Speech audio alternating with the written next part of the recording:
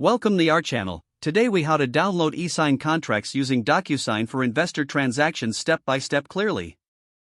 Open your web browser and go to the DocuSign website. Log into your DocuSign account using your credentials. Once logged in, click on the To Do tab on the dashboard. Locate the contract you need to e-sign for the investor transaction. Click on the contract to open it. Review the document carefully to ensure all details are correct. After reviewing, find the Sign button usually located at the top right corner of the document. Click the Sign button to initiate the e-signature process.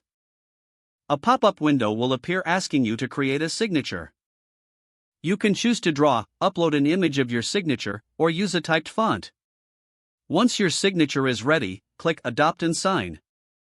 Your signature will be placed in the appropriate area of the contract. If there are multiple areas that require your signature, follow the prompts to complete the signing process.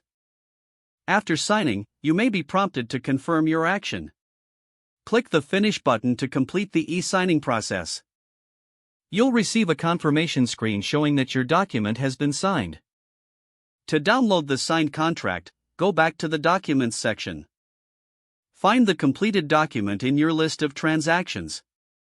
Select the document by clicking on the checkbox next to its name. Look for the Download option, usually located at the top of the page.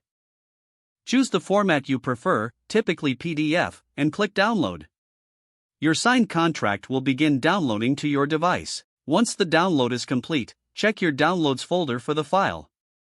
Your e-signed contract is now ready for use in your investor transactions.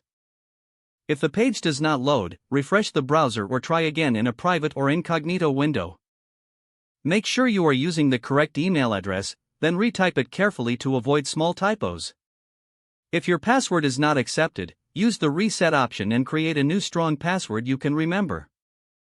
Check your spam folder for verification or security emails, then complete any requested confirmation steps. Enable two-factor authentication if available to improve account security and reduce unauthorized access risk. After signing in, review your profile details so your contact information and settings are accurate and current. Don't forget to like this video and subscribe to our channel for more step-by-step tech guides.